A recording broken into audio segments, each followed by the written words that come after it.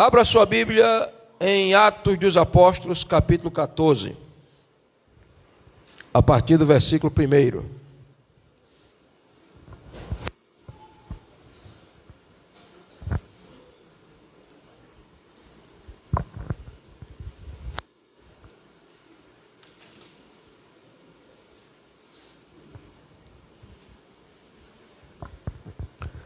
Atos dos Apóstolos fica depois do Evangelho de João, capítulo 14, versículo 1.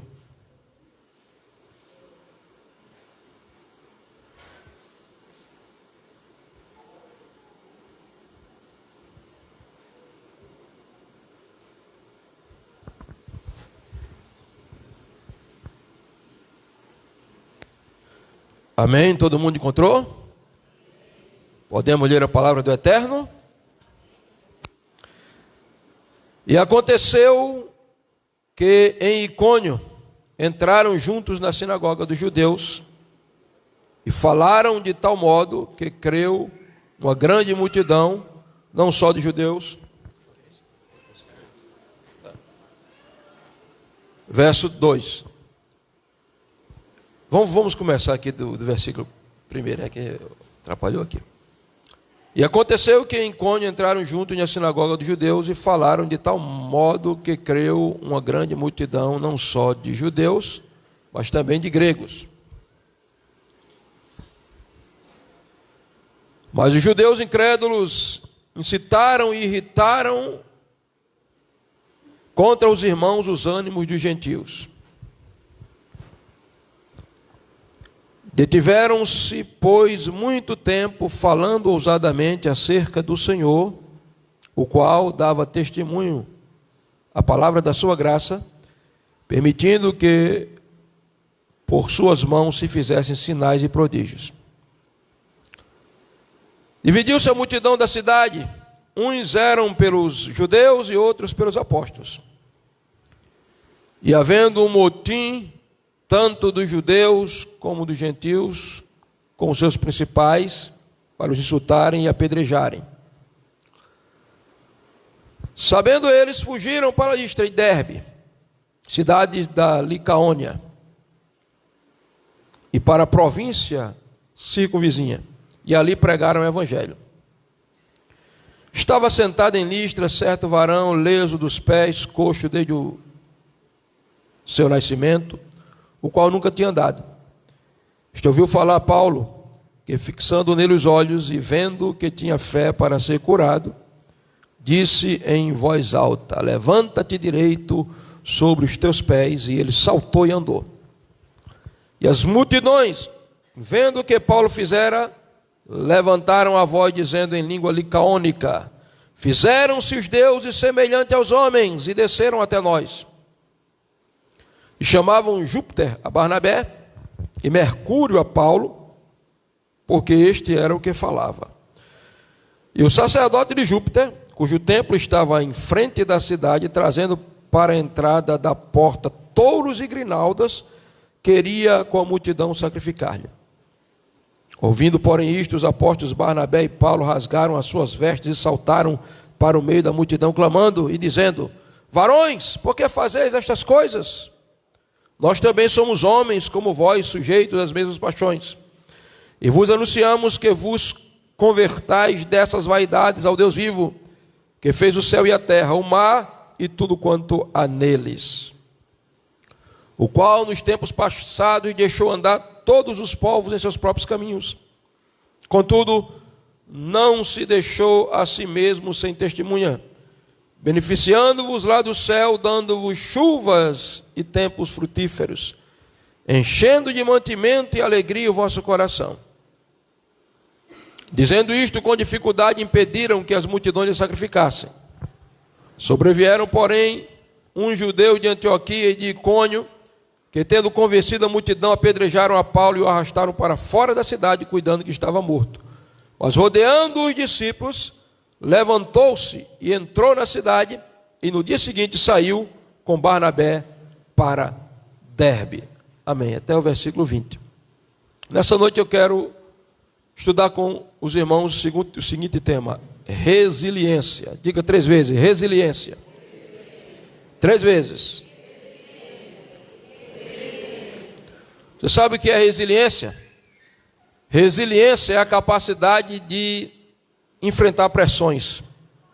Resiliência é a capacidade de se recompor, independente da adversidade, da situação de dificuldade. Resiliência é a capacidade de superar o obstáculo, de voltar ao estado original e de se levantar quando todos olharem para você e disserem: não tem mais jeito, acabou, morreu, ele não vai mais sair dessa.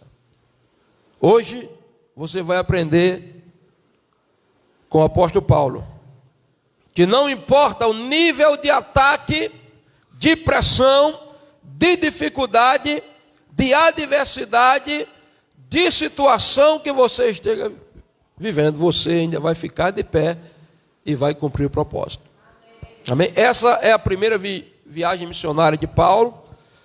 No capítulo 13 de Atos, a igreja de Antioquia impôs as mãos sobre Paulo e Barnabé, e eles foram ordenados, eles já eram mestres e evangelistas, mas receberam mais uma ordenação, receberam da igreja de Antioquia a ordenação apostólica, e agora eles partem exatamente para pregar o evangelho, chegam em Listra, Derbe e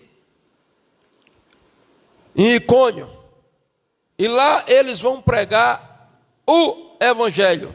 E nós vamos ver aqui, nesse primeiro tópico, exatamente algumas marcas do evangelho apostólico. Algumas marcas do evangelho apostólico. Porque eu quero que você saiba que existe o evangelho apostólico e existe o evangelho não apostólico. Existe o evangelho original e existe um pseudo, um falso evangelho. Existe o evangelho das conveniências, existe o evangelho do reino de Deus. Existe o evangelho que Jesus pregou e o evangelho que alguns pregam por aí. E o evangelho apostólico, ele tem algumas características. Se você observar, por exemplo, no versículo 7, você está no capítulo 14, no versículo 7, você vai ver que o texto diz que eles pregavam o evangelho original. O evangelho apostólico não é o evangelho da prosperidade, não é o evangelho do triunfalismo. O evangelho nos faz triunfar, é verdade. O evangelho pode nos prosperar, é verdade. O evangelho apostólico não é o evangelho coach, o evangelho da autoajuda. Não. Nós vamos ver aqui nesse capítulo 14 que o evangelho apostólico tem as suas marcas. E a primeira característica do evangelho apostólico é que ele tem base judaica. Pode jogar aí, meu filho. Muito bem. Tem base judaica. Onde é que eu encontro isso? Veja comigo o versículo 1, capítulo 14, versículo 1. E aconteceu que em Icônio entraram juntos na sinagoga dos judeus e falaram de tal maneira que creu uma grande multidão, não só de judeus, como também de gregos. Eles entraram na sinagoga. E o texto é muito específico, na sinagoga dos judeus, a igreja dos judeus. Por quê, pastor? Porque quem entrou na sinagoga dos judeus foi 2 judeus, irmão. Paulo e Barnabé. O evangelho apostólico, as raízes dele são judaicas. O evangelho não é romano. Porque Jesus não foi romano, Jesus não foi judeu, ele é judeu. Ele é o leão da tribo de Judá. Então, eu quero que você saiba que o evangelho apostólico, na igreja primitiva, não se comemorava o Natal de Jesus em 25 de dezembro, porque isso é uma data pagã. Isso é o resultado do casamento entre uma igreja que está começando a entrar em seu declínio e o Império Romano. 25 de dezembro está aí no livro de história. Sempre foi o dia do nascimento do Solis Invictus, ou do vitorioso Sol, o Deus Mitra, o Deus Sol, adorado por Constantino, imperador romano, que em 313 oficializou o cristianismo como religião do Império Romano, e aí começou o romanismo, e aí as heresias entraram na igreja, aí entra o Natal, de 25 de dezembro. Todo mundo sabe que Jesus não nasceu nessa data. No evangelho apostólico, Não existia árvore de Natal dentro dos templos, dentro do templo de Jerusalém. Porque a árvore de Natal é a ressurreição do espírito de Nimrod. É a ressurreição do antigo cavalo de Odin. Não existe isso na Bíblia. E se alguém quiser me questionar, venha me provar na Bíblia, que eu vou provar na Bíblia e na história para você, que o evangelho apostólico não era esse evangelho. No evangelho apostólico não existe ovo de chocolate e coelhinho de Páscoa. Isso é paganismo. Então, esse evangelho apostólico tem base judaica. As raízes são judaicas. Você quer saber como era a igreja do primeiro século? Leia Atos 2:42, você vai ver as marcas apostólicas da igreja. Segundo lugar, o evangelho apostólico é o evangelho que surte efeito. Versículo 1 ainda. E aconteceu que em Icônio entraram juntos na sinagoga dos judeus e falaram de tal maneira que creu uma grande multidão, não só de judeus como também de gentios. Então, esse é o evangelho apostólico, surte efeito, irmãos. Qual é o efeito, pastor? Crê.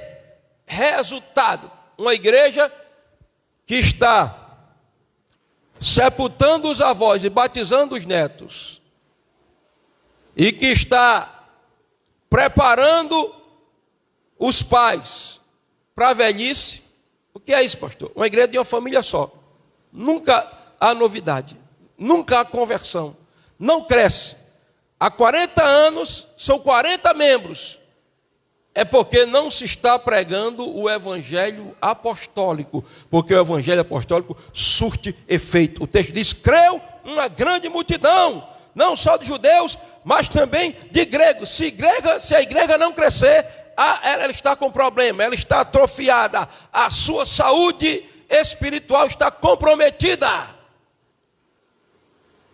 Então nós não podemos nos conformar em pregar e ninguém crê. Nós não podemos nos conformar em não ver aqui nesse altar pessoas chorando, arrependidas, debaixo das suas convicções de pecado e transformadas pelo poder de Deus. Porque o evangelho apostólico surte efeito. Em terceiro lugar, o evangelho apostólico é acompanhado de sinais. Veja o versículo 3. Detiveram-se, pois, por muito tempo, falando ousadamente acerca do Senhor, o qual dava testemunho com a palavra da sua graça, permitindo que por suas mãos se fizessem sinais e prodígios. O evangelho não pode estar centrado nos sinais, nos milagres. A essência do evangelho não é os milagres, mas não existe evangelho sem milagre. Leonard Raven foi um grande avivista, um homem cheio do Espírito Santo. Eu o respeito muito, um homem poderoso em Deus. Mas ele foi muito usado em milagres. Ele se ouviu muitas vezes paralíticos saltar da cadeira de rodas, surdos ouvirem, muitos falaram no meu ministério, mas aí ele usou a expressão e disse: mas agora eu estou fora disso. Porque ele se decepcionou, porque ele viu que o ministério dele estava girando em torno de pessoas que vinham por causa dos milagres e depois dos milagres iam embora. Eu jamais teria coragem de olhar para Leonard Raven e falar isso para ele, porque ele foi um gigante da fé. Mas a decepção daquele homem de Deus, que é um homem de Deus, não é motivo para excluirmos os milagres do evangelho. Porque o ministério de Jesus foi acompanhado de sinais e prodígios e de milagres. E eu quero que você saiba que enquanto o evangelho apostólico estiver sendo pregado na sua essência, os milagres irão acontecer, o sobrenatural vai acontecer, os sinais vão acontecer. Porque se isso foi um recurso para Jesus e para os apóstolos, a história continua a mesma.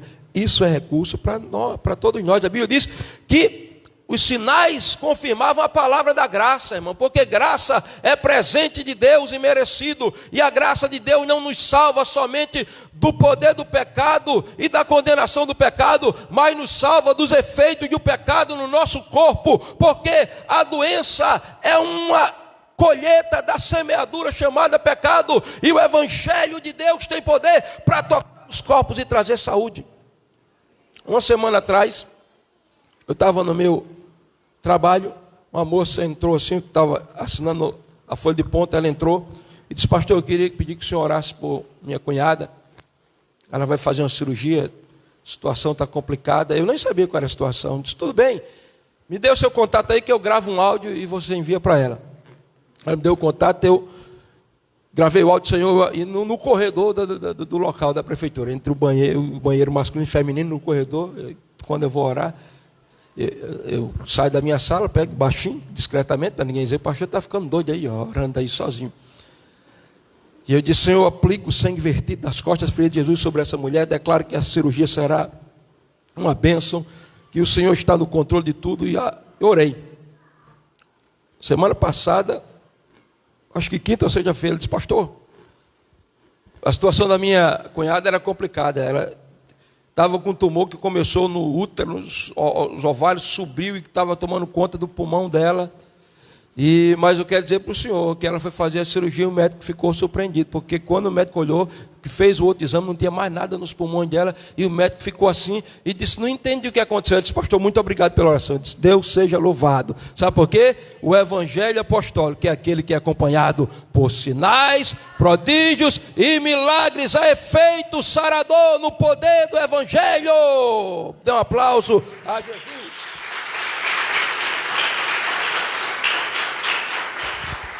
Eu estou aqui olhando para Suzana e lembrando, um dia eu vinha no culto de quarta-feira, eu tinha jejuado o dia todo, vinha para o culto, né?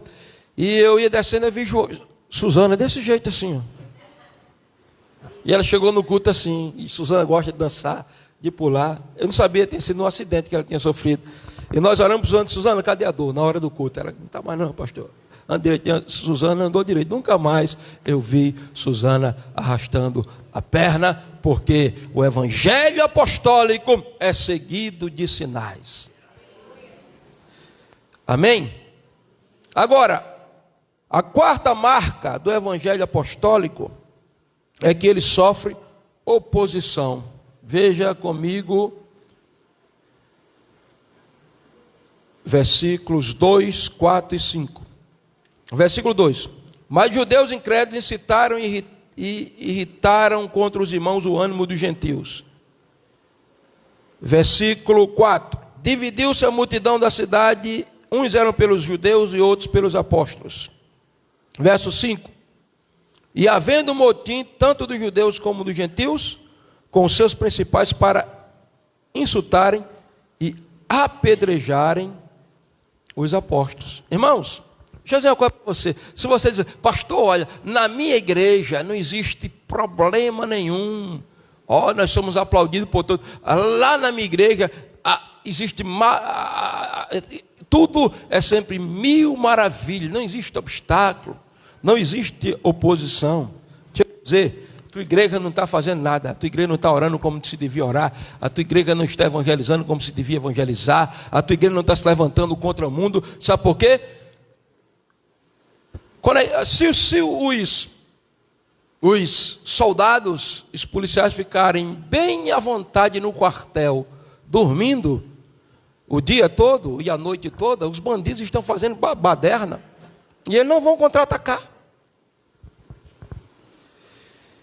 O evangelho sempre sofreu oposição. Veja aqui, ó, agitaram os gentios, os judeus contra os apóstolos para apedrejar os apóstolos, irmãos, porque a verdade incomoda sim. Quando nós mexemos no mundo espiritual, é como mexer numa casa de abelha, numa casa de maribondo. Os demônios vêm para nos atracar. Oposição sempre existiu e sempre existirá.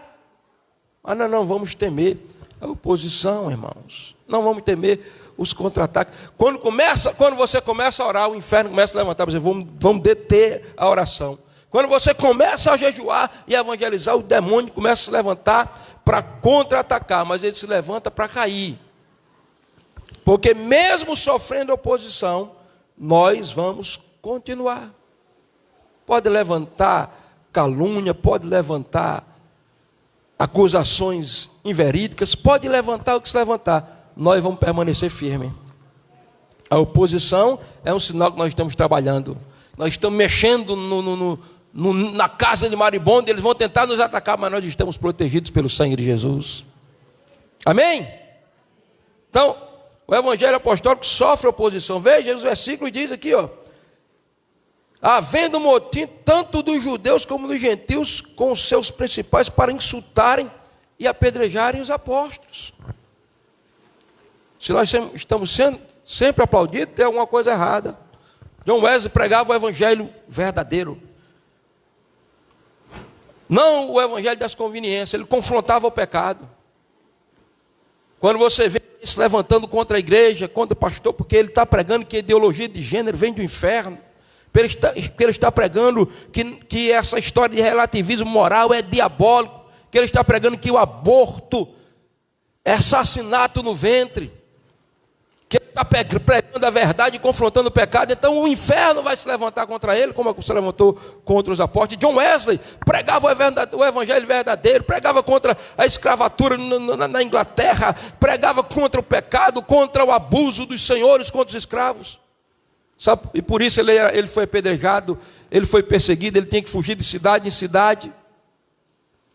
E um dia passou uma semana e não xingaram John Wesley, não perturbaram John Wesley, não fizeram nada contra John Wesley. E ele ficou preocupado. Ele disse: meu Deus, será que eu estou me desviando? Será que eu deixei de pregar o evangelho verdadeiro? O que é que está acontecendo? Nenhum insulto essa semana, nenhuma perseguição. Meu Deus, me ajuda. E aí, ele disse, quando estava dizendo isso, um fazendeiro rico que o viu lá, ele estava perto de um bosque orando, que o viu, jogou uma banda de tijolo, e ele viu quando a banda de tijolo passou assim perto do rosto dele, ele disse: glória a Deus, Senhor. Eu já estava preocupado. Então, haverá oposição do inferno contra a sua vida, haverá oposição contra a igreja, mas eu quero dar um recado agora para Satanás e todos os seus demônios: nós não estamos com medo de vocês, nós vamos nos levantar e nós vamos continuar fazendo a obra de Deus, porque é maior do que está conosco do que o que está no mundo.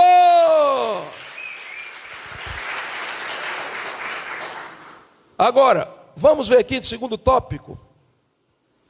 Nós vamos ver algumas verdades sobre o evangelho apostólico, que estão aí dos versículos 8 a 18. Algumas verdades do evangelho apostólico. Primeira delas, a primeira verdade do evangelho apostólico é que a fé responde à fé. A fé responde à fé. Está onde, pastor? Versos 8 e 9. 8 e 9. Veja comigo, versos 8 e 9. Estava sentado em Listra certo varão leso dos pés, desde o seu nascimento, o qual nunca tinha andado. Este ouviu falar a Paulo, que fixando nele os olhos e vendo que tinha fé para ser curado, disse em alta voz: levanta direito sobre os teus pés. E ele saltou e andou. A primeira coisa que eu quero ver aqui é que a fé responde à fé. Aqui foi o primeiro desafio de Paulo. Deus tinha feito sinais e milagres, mas Paulo vai entrando na cidade com Barnabé, e lá está aquele homem. Deixa eu ver quem vai ser. Como é o nome do teu filho, Rony? Sim, Raoni, vem cá, meu filho, por favor. Me ajudar a pregar aqui, você começar a trabalhar aqui já, né? Pode subir aqui no altar.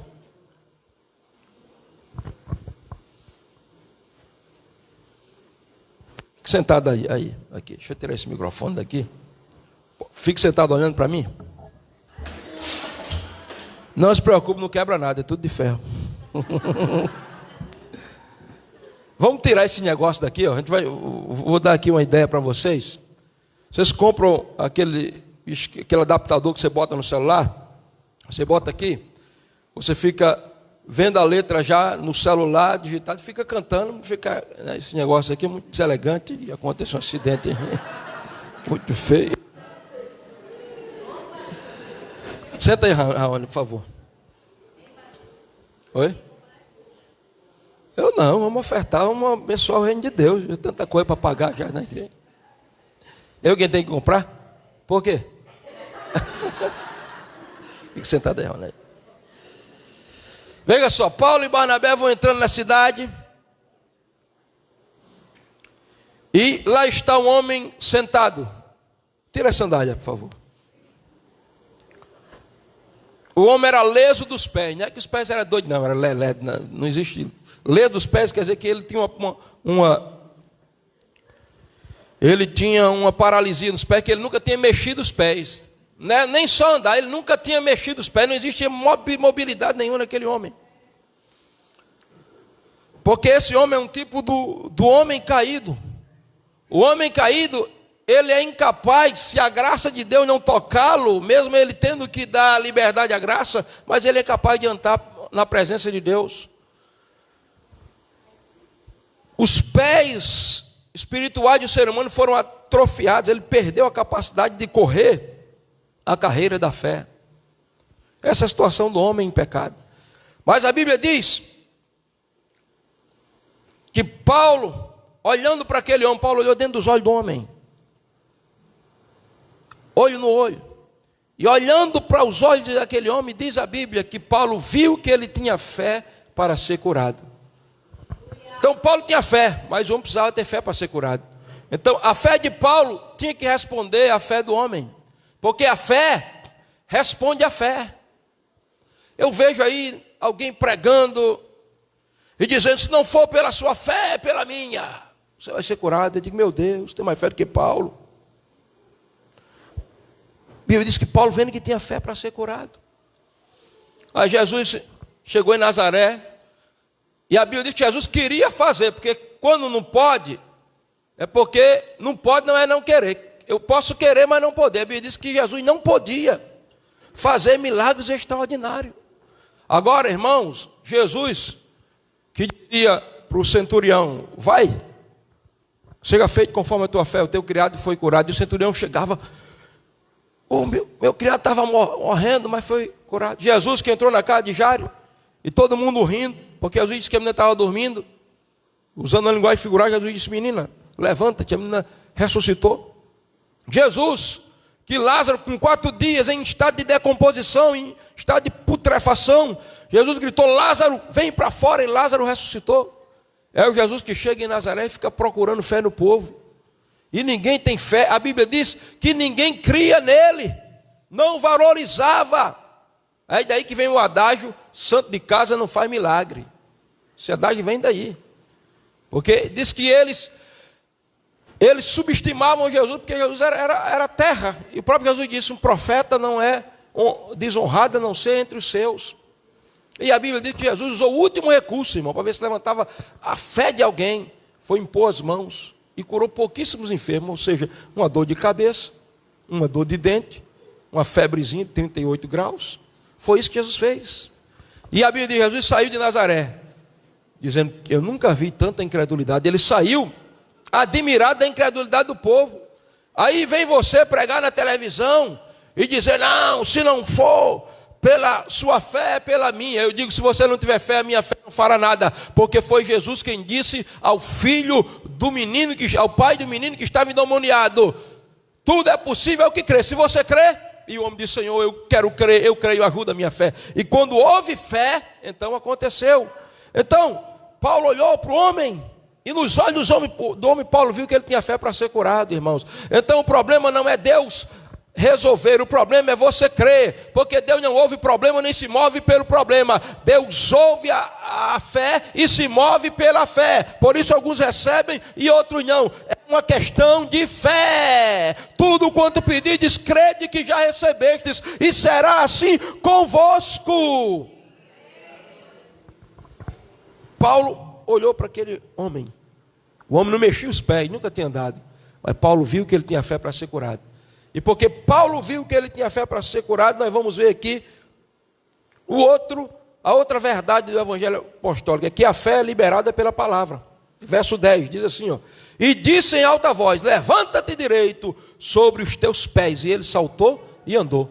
Então Paulo olhou, Paulo estava cheio de fé, viu fé no homem. A fé de Paulo se uniu à fé do homem, porque a fé responde à fé, mas não é suficiente. Paulo podia ter olhado e pronto. Mas a fé é liberada por palavras. Paulo teve que liberar a palavra da fé, para que a palavra da fé saísse como rema, entrasse no coração, no espírito do homem, e ali mexesse na estrutura física dele, ele fosse curado, irmãos. Então não adianta a gente ter fé e ficar calado. A fé navega pelas palavras. O salmista disse: criei, por isso falei. Jesus disse: todo aquele que tiver fé como grão de mostarda dirá a esse monte. E tem gente que diz que a fé remove montanha. O que remove montanha é a palavra da fé. Por isso que Romanos capítulo 10, versículo 8 diz: a palavra está perto de ti, no teu coração. Essa é a palavra da fé que pregamos. Então abra a sua boca para profetizar vida no vale de ossos secos. Abra a sua boca para profetizar luz nas trevas, para profetizar saúde na doença, para profetizar paz no meio da guerra, para profetizar santidade no meio do pecado.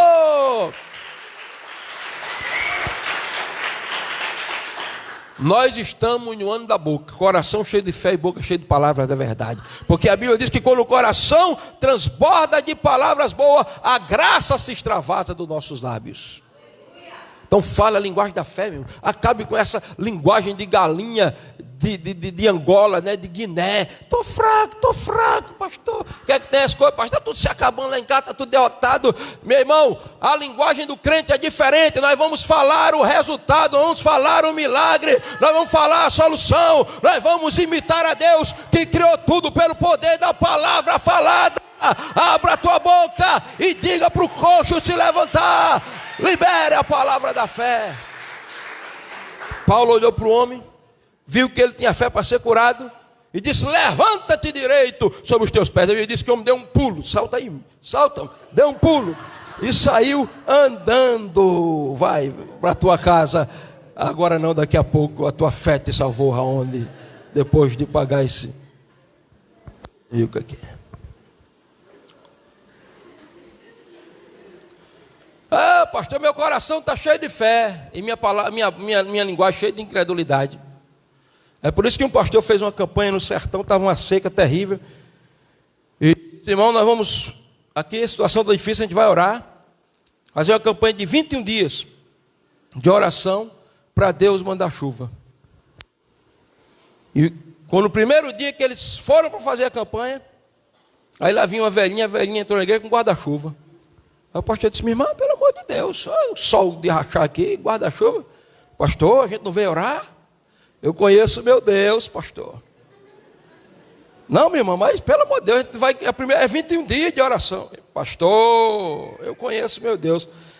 E quando os irmãos se ajoelharam para orar a campanha, quando deu 15 minutos, brá, um trovão, começou a cair um chuvaral. Foi quase um dilúvio de chuva. E a irmã, quando começou, disse: pastor, eu não disse, é por isso que eu trouxe o guarda-chuva. Então, se você vai orar, creia que Deus vai agir sobrenaturalmente. Faça como a irmã que disse: pastor, ora aí pelo meu irmão, porque eu sei que se o senhor orar, Deus vai responder, porque eu mesmo não acredito mais não, viu? Já orei demais.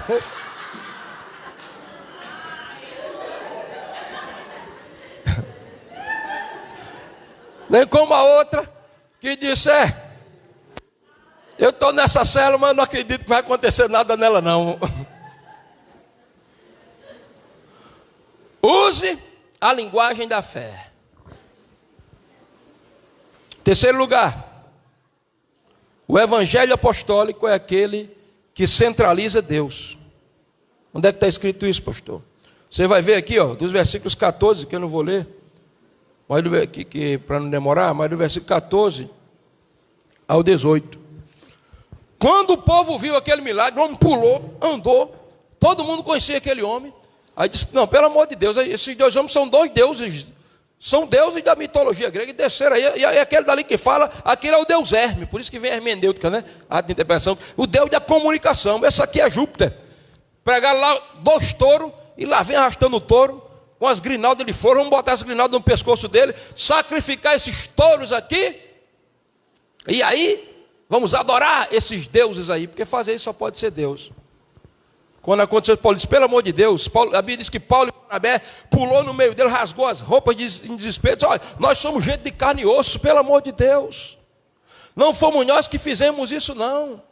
E ele começa a centralizar Deus. Irmãos, há um grande perigo de alguns serem usados por Deus, seja no louvor, seja no evangelismo, seja na pregação, seja em qualquer área, é começar a centralizar Ele próprio, né? Ministérios que levam um próprio nome, pessoas que são idolatradas porque são usadas. O milagre é de Deus, mas o mérito não é dele, o mérito é de Deus. Quem faz o milagre é Deus, quem cura é Jesus, quem opera é o Espírito Santo. Tudo tem que ser para a glória de Deus, é Deus quem tem que estar no centro. E olha como é que Paulo vai centralizar Deus. Quando eles quiseram ali adorar a Paulo e a Barnabé, Paulo, primeira verdade, é que Paulo começou a fazer um contraste entre um Deus falso e o Deus verdadeiro. Está aqui, no versículo 15.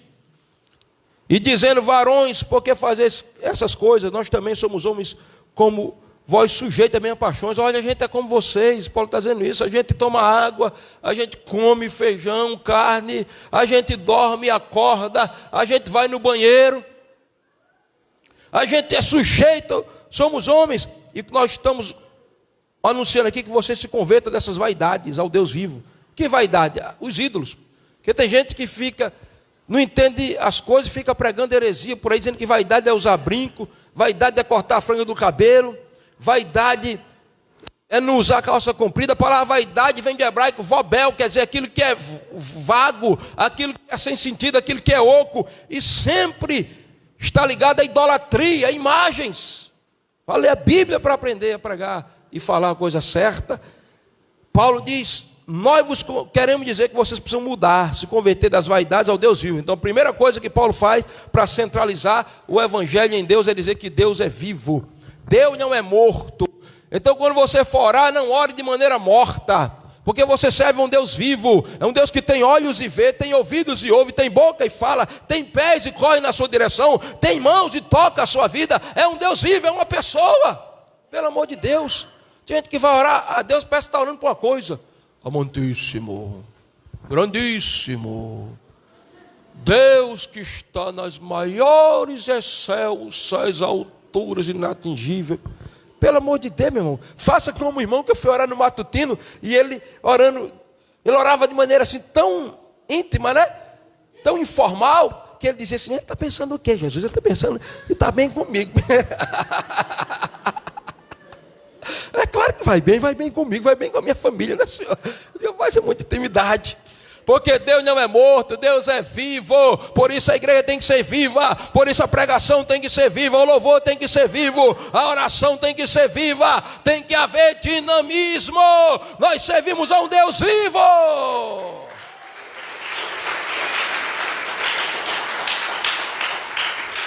Quando Paulo vai centralizar o evangelho em Deus, ele vai dizer outra coisa: o nosso Deus é criador. Ele diz que o Deus que fez os céus, a terra e o mar. Criador. Por que você anda tão cabisbaixo e tão desesperançoso? Você acha que existe algo impossível para o Deus criador? Quem criou os céus, a terra e o mar, cria caminhos de soluções para qualquer problema, seja ele de que ordem for. Ele vai centralizar o evangelho em Deus no versículo 16, dizendo que o nosso Deus é o Deus que respeita o livre-arbítrio e a escolha do homem. Olha o versículo 16: o qual nos tempos passados deixou andar todos os povos em seus próprios caminhos. Ou seja, Deus respeitou a posição, porque Deus não coage, Deus não impõe nada a ninguém. Ele mostra as consequências, ele mostra o caminho, mas seguir o caminho é decisão minha e sua.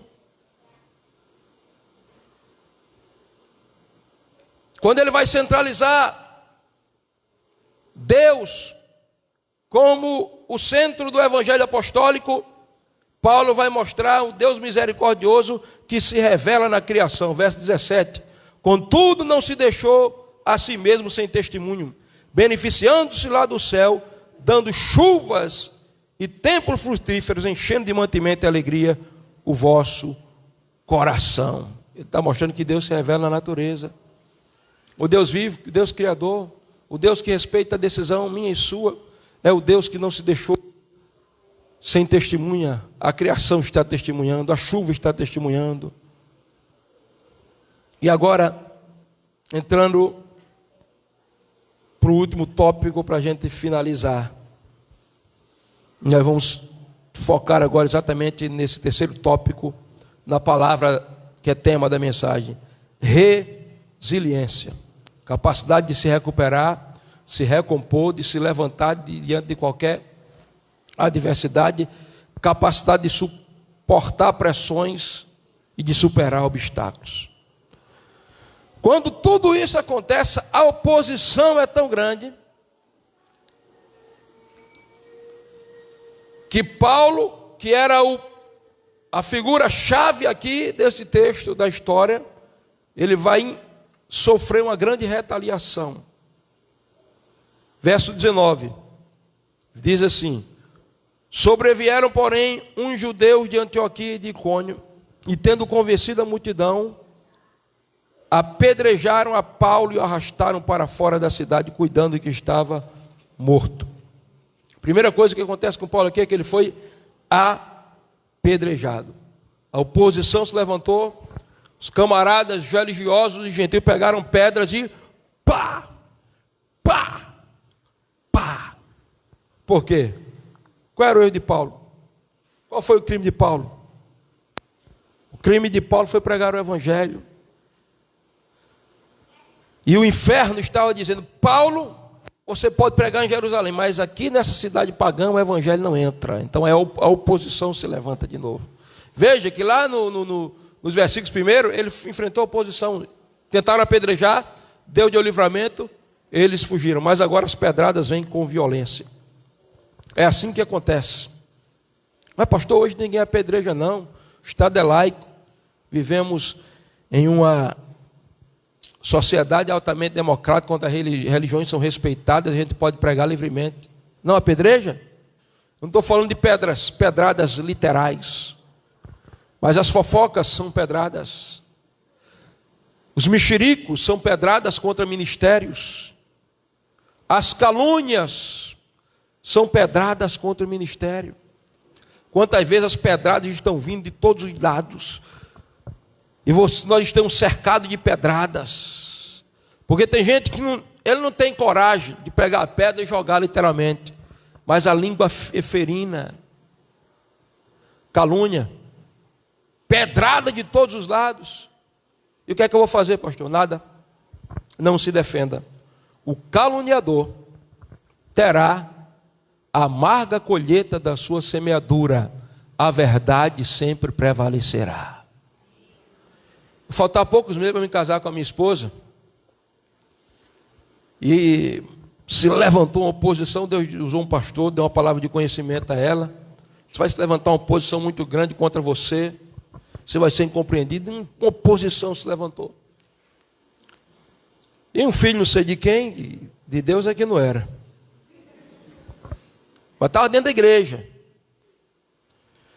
Levantou, começou a jogar pedras em mim, jogou de todos os lados. Uma das pedradas que ele disse foi: você vai deixar sua filha casar com ele?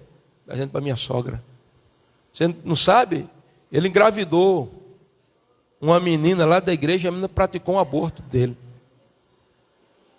Você sabe por que ele não quer que ninguém trabalhe lá na casa dele quando casar? Porque eu dizia para minha esposa, para minha noiva, né, que hoje é minha esposa: olha, a gente vai começar a vida, então a gente tem que se adaptar só, não vamos querer ninguém trabalhando lá em casa por enquanto, tal. Você sabe por quê? Porque ele vai dar em cima de todas as mulheres que forem casar. Eu sei quem é ele. E aí, minha esposa não me contou, mas alguém, eu acho que ela mesma me contou, se eu não me engano, falou para mim: aí, pastor, o que o senhor fez? Ficou esperando ele na esquina, apesar de... Isso faz 21 anos, 25 anos, né? 26, 25 anos. O senhor treinava ainda naquele tempo? Você foi fazer, pastor? Eu não me defendi. Fui chorar nos pés do Eterno. Porque, irmão, você não precisa se defender. A verdade vai vir à tona. Fui chorar nos pés do Eterno. No outro dia eu passei por ele passou lá de longe e disse: fulano, a paz do Senhor. Eu não preciso dizer o final da história. Eu estou aqui, minha vida limpa sempre como foi, pregando o evangelho verdadeiro. Estou nesse púlpito. E ele, eu não preciso nem dizer a você, porque o caluniador vai colher a amarga semeadura que ele praticou. A verdade sempre prevalecerá. Pode vir pedra de todos os lados, eu não estou preocupado com elas. Pode vir ataque de todas as frentes. O meu Deus está comigo, está conosco. Nós estamos do lado do exército que não será, mas que já foi vencedor. É só uma questão de tempo, meu irmão. Veja aí, eles apedrejaram Paulo. Primeira coisa, as pedradas. Segundo, eles arrastaram, versículo 19 diz, arrastaram Paulo para fora da cidade. Paulo está lá no chão, sangrando, apedrejado. Eles podiam ter deixado Paulo lá, deixa Paulo aqui, mas eles pegaram Paulo e arrastaram. Foram arrastando ele para fora da cidade. Por que arrastaram para fora da cidade? Porque foi na cidade que Paulo pregou. Porque naquela cidade muita gente ia ver Paulo apedrejado. E aquilo ia ser um testemunho de um mártir, um homem que morreu pela fé. Alguém podia se convencer. Eles queriam tirar Paulo da cidade.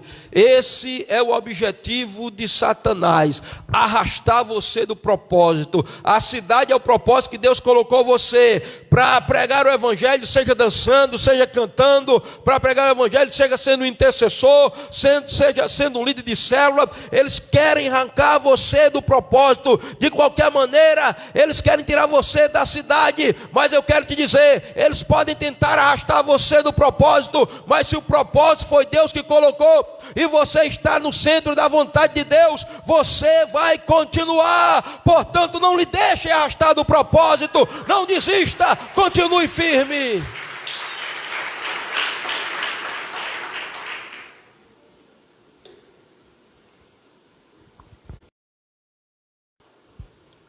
Veja, verso 19. Apedrejaram Paulo e arrastaram para fora da cidade. Quando quiseram matar Jesus, tiraram ele lá de dentro de Jerusalém. Por isso que ele foi crucificado fora das portas. Ele não podia, o testemunho dele não podia ser dentro da cidade. Que o inimigo queria dizer, ele veio para reinar nessa cidade, pois vão matar ele lá fora para ele não reinar aqui na cidade. Mas eu quero dizer a vocês, crucificaram Jesus fora das portas de Jerusalém, arrastaram ele para fora da cidade, crucificaram ele lá, mas no terceiro dia ele ressuscitou, e a Bíblia diz que ele, quando ressuscitou, entrou na cidade de Jerusalém, porque por mais que te arrastem do propósito, você vai voltar para o centro do propósito de Deus, e o propósito de Deus é você fazendo aquilo que ele lhe chamou para fazer. Então não tente fugir do propósito, continue no centro da vontade de Deus.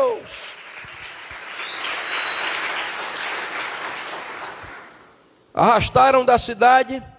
Terceiro lugar, olha aí, verso 19 ainda. E o arrastaram para fora da cidade, cuidando que estava. Nem todo mundo está respondendo. Cuidando que estava. Eles queriam ver Paulo morto. Para eles Paulo já estava morto. Estão querendo ver você morto, né? Eu sei. O inimigo está furioso, né? Eu vou ver ele morto, vou ver ele espiritualmente acabado.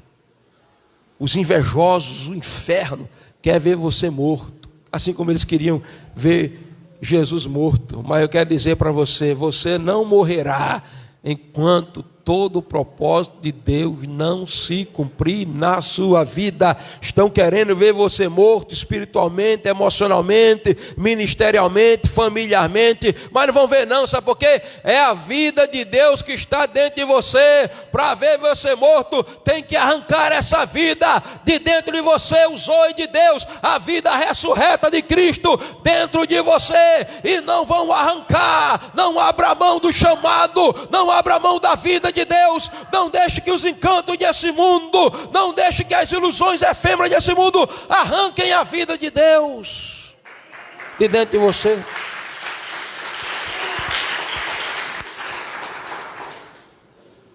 Queriam ver Paulo morto, mas não viram. E aí, versículo 20, nós vamos aprender 3 coisas aqui no versículo 20.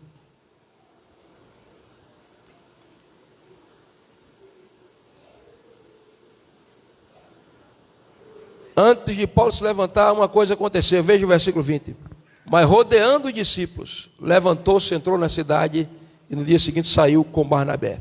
Veja comigo, os discípulos rodearam, Paulo se levantou e ele saiu com Barnabé. São 3 coisas aqui. Eu queria 6 homens aqui, bem ligeiros, sem perca de tempo. Subam aqui no púlpito. 6 homens, bem ligeiros, não percam tempo. Vem, correndo. Vem, Rogério, corre aqui, Rogério. Vem mais alguém, mais um homem aí. Vem cá, o primo de Leozinho. Corre aqui, meu filho. Vem, Rony, você também. Tem quantos aqui? 3, 4. Falta um.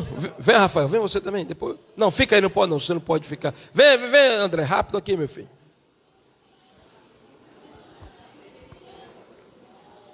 Pronto, vamos ser Paulo aqui, deita aí no chão.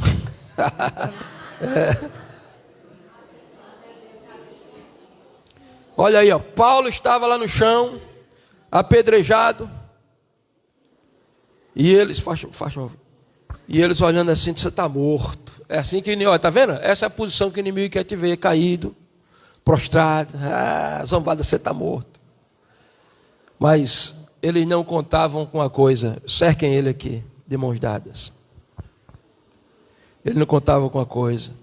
A Bíblia diz que os discípulos cercaram a Paulo. Se você tiver discípulos, você nunca vai se encontrar sozinho. Pastor, os discípulos cercaram Paulo para ficar falando, olha, o nosso discipulador caiu, apedrejaram ele, e vamos botar aqui no grupo do WhatsApp, ó. Olha, você não está sabendo não da última? O nosso discipulador, Paulo, caiu. Foi isso que eles fizeram. Irmãos, os discípulos formaram uma cerca de proteção contra Paulo. Então, em nome de Jesus, deixa de falar besteira.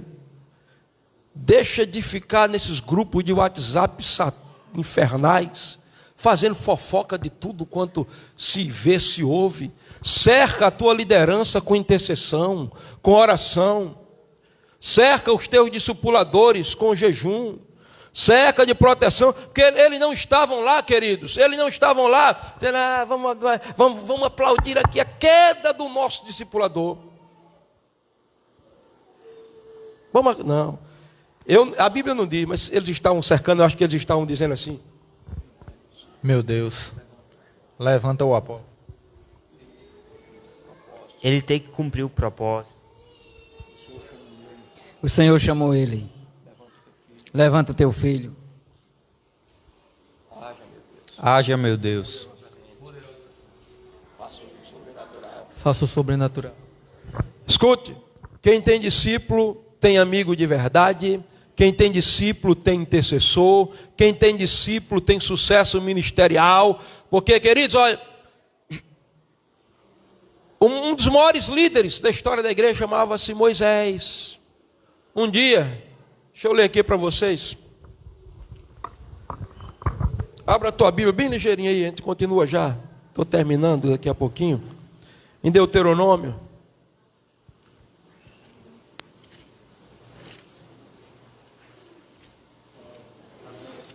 Pode ficar aí orando aí para o Paulo, que ele não está morto não. Vocês estão pensando que ele morreu nada. Olha, Deuteronômio capítulo 1. É uma reclamação de Moisés. Olha a reclamação de Moisés. Verso 12. Como suportaria eu sozinho o vosso peso, as vossas cargas e as vossas contendas? Isso é um pastor falando para a congregação dele. Congregação ruim, a congregação de Moisés, irmão. Rebelde no meio. Até a irmã de Moisés, com mais de 80 anos, fofoqueira de primeira classe. A Miriam. Deus teve que abrir a terra, como dizia o de saudoso memória, irmão Cícero. Deus teve que abrir a terra e a terra de uma bocanhada só engoliu 22 mil. E Moisés está dizendo aqui, ó, Deus, como é que eu vou aguentar o peso, a carga e a contenda desse povo? Aí Deus diz, toma homens sábios, inteligentes, experimentados entre vossas tribos, para que os ponha sob cabeças, discípulos, soldados, Pastor que não tem discípulo vai morrer de infarto, vai estafar, vai entrar em depressão, porque a guerra é muito grande e quando as pedradas vierem e ele estiver abatido sem conseguir se levantar, ele não se levanta sozinho, ele precisa de discípulos que o arrodeiem com intercessão, com amor, com até dizendo, pastor, um dia uma irmã ligou para mim e disse, pastor, como é que o senhor está? Eu digo, como é que eu estou? Irmão, a senhora está bem? Não, estou bem, eu liguei só para o senhor, como é que está? Eu digo, meu Deus, eu só recebo ligação aqui para vir expulsar um demônio aqui, que meu marido está quebrando tudo dentro de casa. Pastor, pelo amor de Deus, meu filho. Pastor, pelo amor de Deus, minha mulher, meu esposo. Pastor, venha cá, pastor. Aí eu disse, discípulos arrodearam Paulo. Discipuladores, protejam o discipulador. Discípulos, protejam o discipulador. Cercando. E quando eles estão lá, orando, irmãos, aí vai acontecer uma coisa. Olha aí o que diz, verso 19. Paulo, arrastado para fora da cidade, acordando que está morto, verso 20. Rodeando os discípulos. Porque os discípulos rodearam. E aí todo mundo pensando que Paulo estava morto, ele estava apedrejado. Abra aí só um pouquinho. Mas na verdade, foi aí, de acordo com historiadores, que Paulo... Pode ficar aí. Que Paulo foi arrebatado ao terceiro céu. Lá, segundo os Coríntios, capítulo 12, vai dizer que ele foi arrebatado ao terceiro céu e viu coisas inefáveis que o homem não se pode descrever. Então, todo mundo pensa que Paulo está morto. Os discípulos estão intercedendo por Paulo. E o Espírito de Paulo está na sala do trono. E Deus está dizendo, Paulo, agora você vai receber aqui revelações que ninguém nunca recebeu. Vamos lá, vamos escrever, vou te dar o capítulo 1 de Efésios. Tu vai entender que a igreja foi eleita desde a fundação do mundo. Tu vai entender que a igreja recebe visão e inteligência espiritual. Tu vai entender agora para tu escrever, Paulo, que a igreja foi redimida pelo sangue, que a igreja foi selada pelo Espírito Santo. Paulo, tu vai escrever 1 Tessalonicenses capítulo 4. Tu vai entender que o Senhor descerá do céu com alarido, voz de arcanjo, a trombeta de Deus. Paulo, tu vai agora receber aqui, 1 Coríntios capítulo 15, tu vai escrever que Cristo ressuscitou, sendo a primícia dos que dormem. Enquanto Paulo está aqui, ele está recebendo revelações do céu, porque a perseguição faz você crescer. Se a perseguição está pesada, essas pedradas são ferrenhas, não se preocupe, Deus está elevando você a um novo patamar, a um novo nível. A minha filha hoje, Daniele, que é minha filha, que eu criei ela, acabei de criar, ela postou algo tremendo, que eu precisava ouvir aquela palavra lá. Mas mais ou menos assim, se a situação ficou mais difícil, botou um Máriozinho por trás, quem foi que viu isso aí? Ela postou isso aí. Se a situação ficou difícil, você quer dizer que você está passando de fase.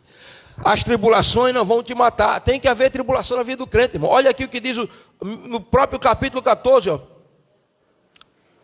versículo 23. Fiquem aí vocês.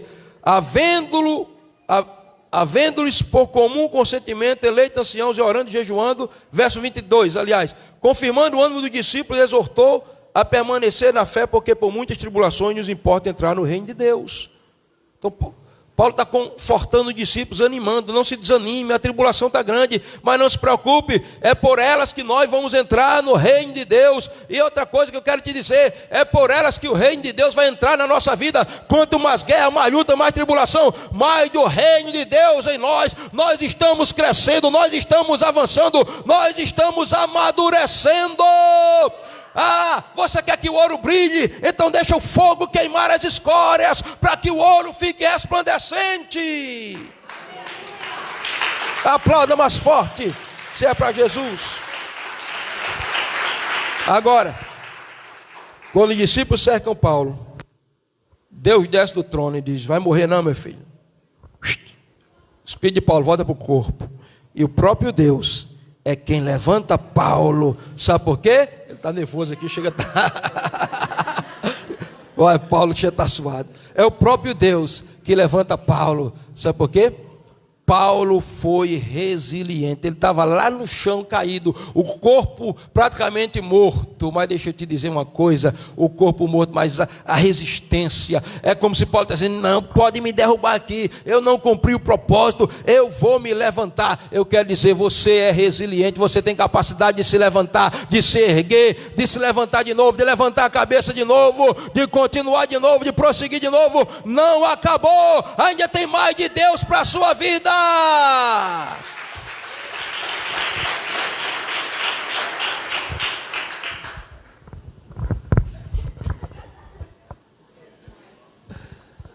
Ainda tem mais de Deus para a tua vida, meu querido. Suporte a pressão. Pressão quer deixar você no chão, mas você vai se levantar, você não vai se render. Você sabe que Deus tem algo tremendo na tua vida, então você vai ser indesistível. Ninguém vai poder te resistir todos os dias da tua vida.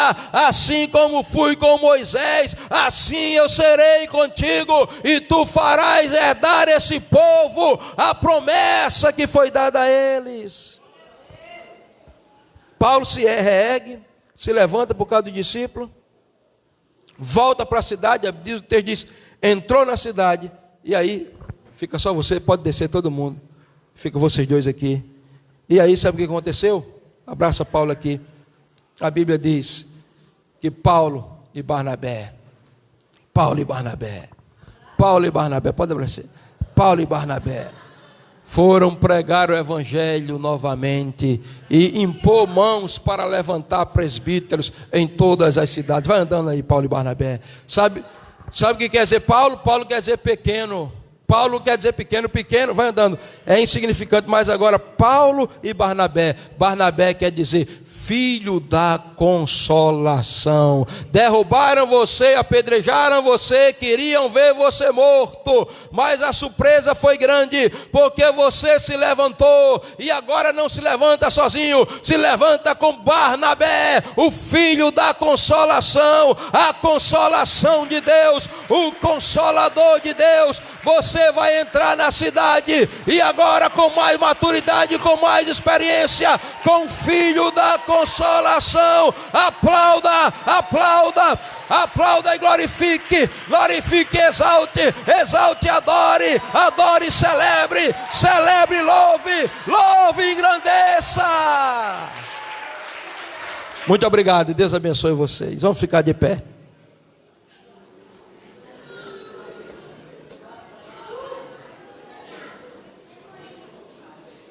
Irmãos,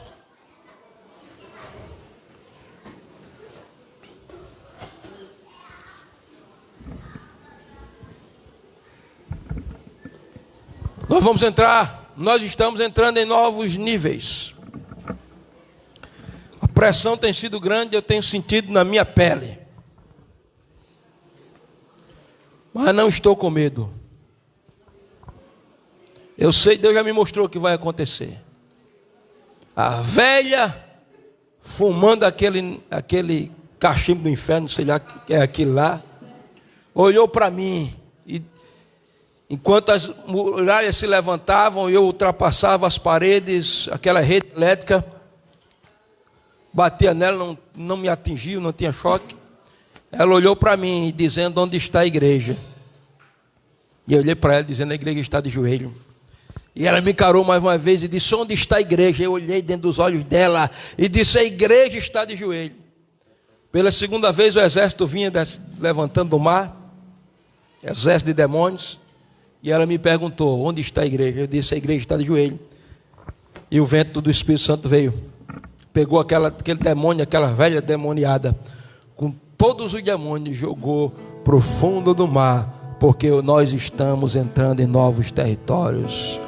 Eu creio no avivamento. Se for para orar mais, nós vamos orar mais. Se for para jejuar mais, nós vamos jejuar mais. Se for para pregar mais, nós vamos pregar mais. Se for para resistir mais, nós vamos resistir mais. Porque nós não somos de nos entregar, nós somos resilientes. E nós vamos ver a vitória de Deus estabelecida. A essa cidade vai conhecer o poder do Evangelho pela sua vida, pela minha vida, pela nossa vida.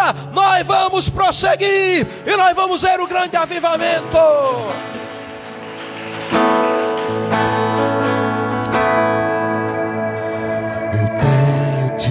Prova. Feche os teus olhos, vamos adorar a Deus. Do teu amor por mim.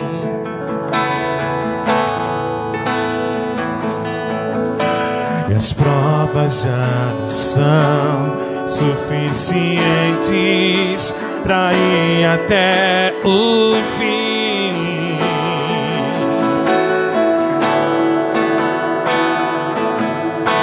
Não posso desistir agora, não posso e nem vou parar. Assusta-me, sustenta-me, anima-nos, contigo eu sei que vou continuar cumprindo teu chamado. Eu sei que os teus planos não podem ser frustrados. Me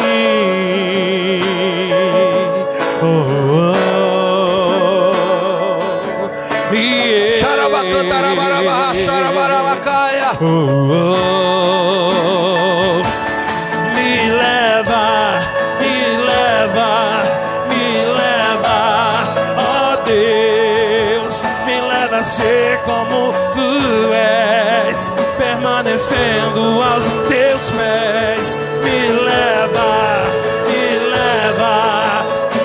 a todas as nações. Eu não me calarei, Senhor, diante das pressões. Vou continuar cumprindo teu chamado.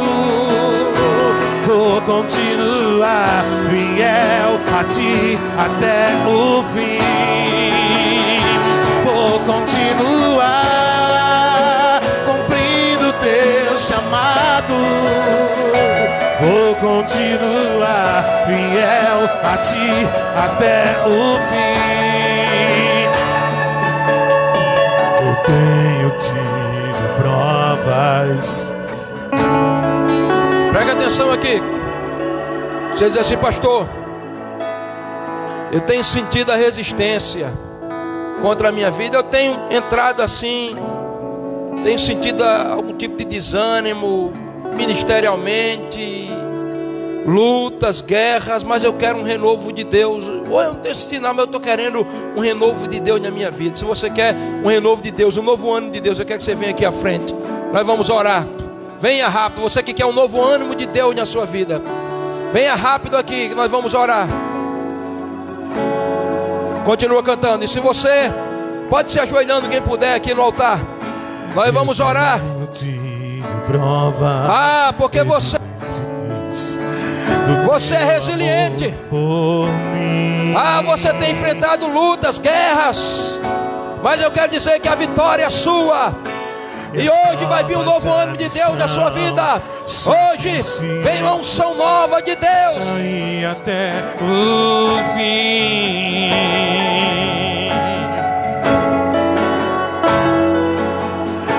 Não posso desistir agora, não posso e nem vou parar.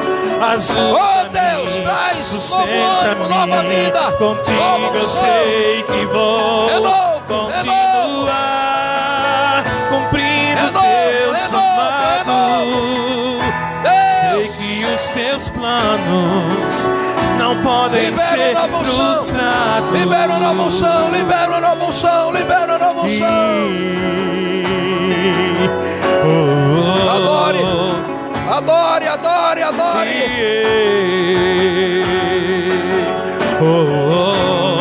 Me leva, me leva, me leva, me leva, ó Deus, me leva a ser como permanecendo aos teus pés. Me leva a todas as nações. Deus está renovando você agora. Está trazendo novo ânimo ao seu coração. Diante uma das nova vida. Vou continuar. Você vai continuar, você vai se levantar. Você vai te levantar, você vai te levantar. Vou continuar fiel a ti até o fim. Libera o teu poder. Vou continuar cumprindo teu chamado. Vou continuar fiel a ti até o fim. Vou continuar cumprindo teu chamado. Vou continuar fiel a ti até o fim. Vou continuar cumprindo teu chamado. Vou continuar fiel a ti até o fim. Abra tua boca e ore em línguas. Ore em línguas. Abra tua boca e ore em línguas. Seja renovado. Seja cheio. Seja animado. Receba ânimo de Deus. Receba força para prosseguir. Resiliência. Capacidade de suportar a pressão. De se levantar. De se reerguer. De superar o obstáculo. Você é indesistível. Vou continuar cumprindo teu chamado. Vou continuar fiel a ti até o fim. Vou continuar cumprindo teu chamado. Vou continuar fiel a ti até o fim. Vou continuar cumprindo teu chamado. Vou continuar fiel a ti até o fim.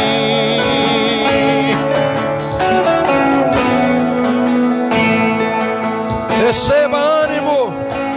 Receba a força de Deus. Receba em teu espírito a força de Deus, a alegria, a resiliência espiritual. Levante-se, prossiga, continue, não pare.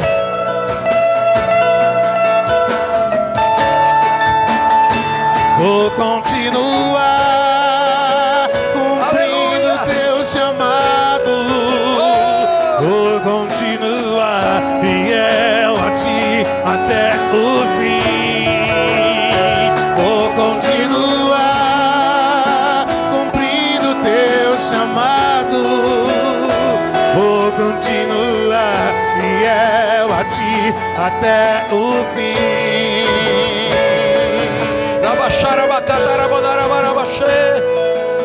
Oh Deus.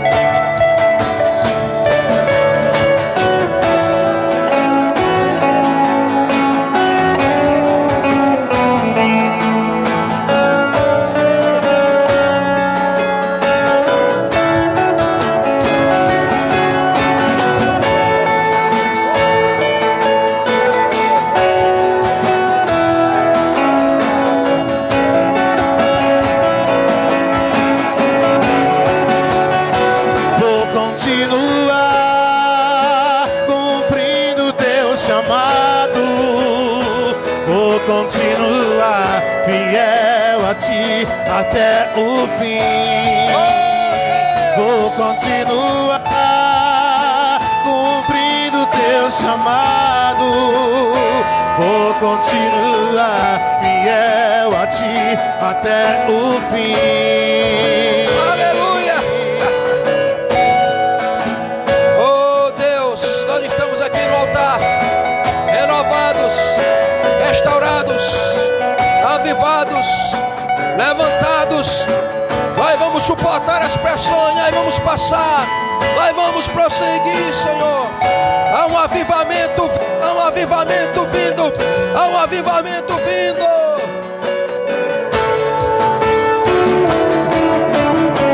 Deus, quebra toda resistência.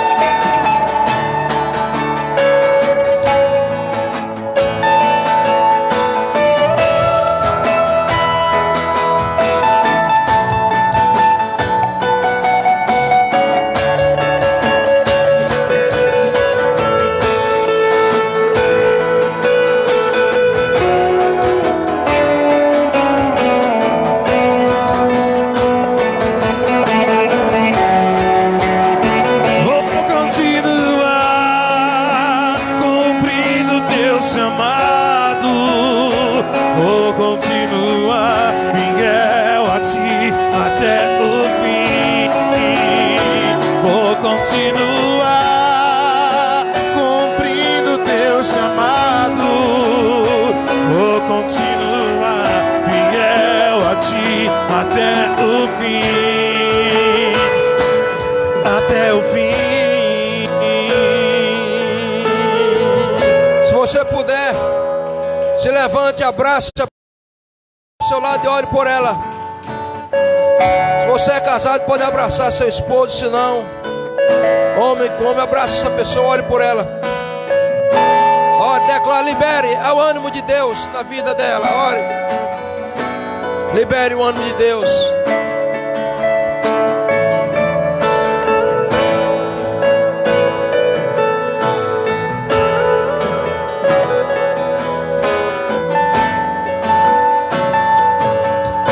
Oh Deus, eu declaro um novo ânimo do céu vindo sobre a igreja, sobre o teu povo. Nós vamos prosseguir. Nós vamos prosseguir olhando para ti, Senhor.